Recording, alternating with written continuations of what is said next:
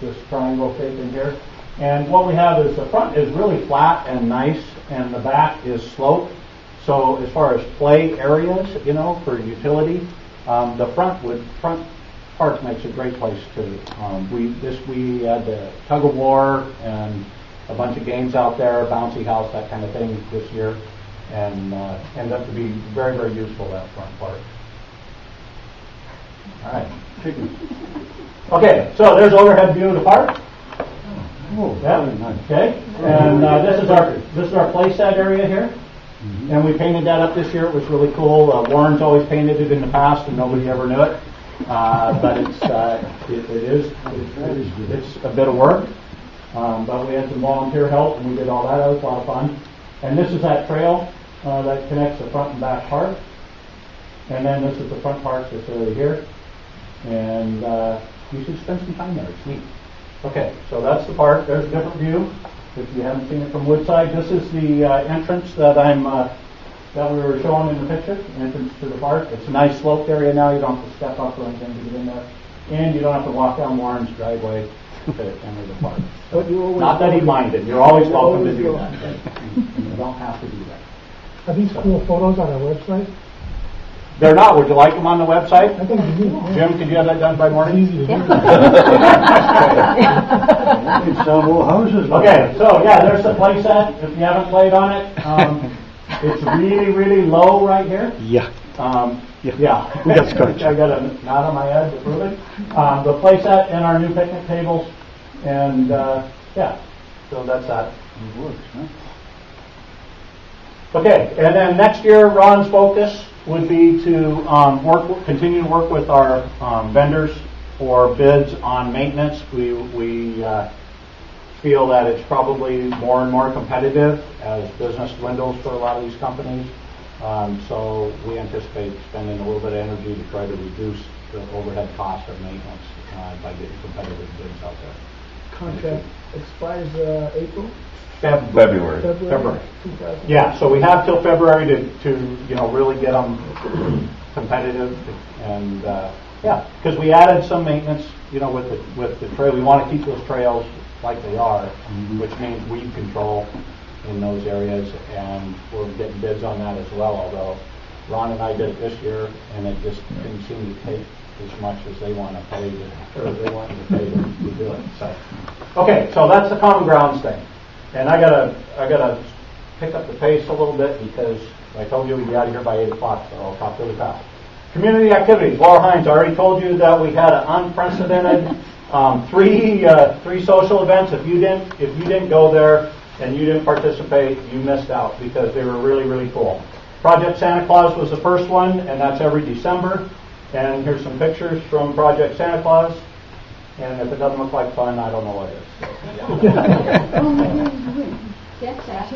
Yeah. So, yeah, Jim will put these on the website. They're there. Okay, we did the Easter egg hunt. I don't know what month that is, but because Easter moves around, but it's every Easter. And Amy, thank you. I'll pass it along. Yep. And so there's a few photos from the Easter egg hunt. We have a movie of the Easter egg hunt. Oh yeah, on the website. A movie on the website too, and it's really cute. So anyway, lots of fun. Easter egg hunt. Oops. Yeah. Okay, ice cream social. That was a late minute, not last minute thought, but a late minute thought. Put together something for the fall, so we did that out in the park, ice cream social, and that was a lot of fun. Oops. See, we were having fun. Yeah. Okay. So if you weren't there, you missed out. We had a bouncy house. If you haven't been in a bouncy house, try it next year. If we do it, it'll be a lot of fun. So they're cool. Yeah, there's me. If you didn't get a hot dog, too bad. They were really good. Hemplers. Yeah. So it wasn't just ice cream. It was ice cream and hot dog. Okay. And Laura put together the snacks and the coffee and stuff for this year. Okay. Our other committee, communications, that's Jim. And we moved from the old-fashioned paper messages to the 1990s, or 2000s, whatever, internet. And so Email, that's going to be our primary, hopefully we get that established this year. It'll be our primary source of communication with all our members, as well as your way to contact board members. It's fast. We all have gotten used to checking our email continuously throughout the day, okay? And it's effective because you can be far more articulate and detailed in your email message, and we respond very, very quickly, with the exception of if you email to the old Yahoo thing. I don't have that set up to forward directly to me yet. So, yes. Planning to change the bylaws to accommodate email? That's why we don't have it as our primary source. Yes, absolutely. We have to change the bylaws, which requires a vote of the membership and everything. So we really want to get it out there, start using it, and convince people that it is definitely an effective way to communicate. It's safe and it's quick and Cheap. And it's cheap. Okay, the ultimate reason, it's really, really cheap. So, but yes, it does require a bylaw change to make that the official primary source of communication, because right now any meeting messages or any meeting announcements require postage. Or hand delivery. Or hand delivery. Yeah. Right. So would there be, while you're fiddling with that, Bob, are there any other things that might be beneficial to change the bylaws? So Yes. Yes. There are.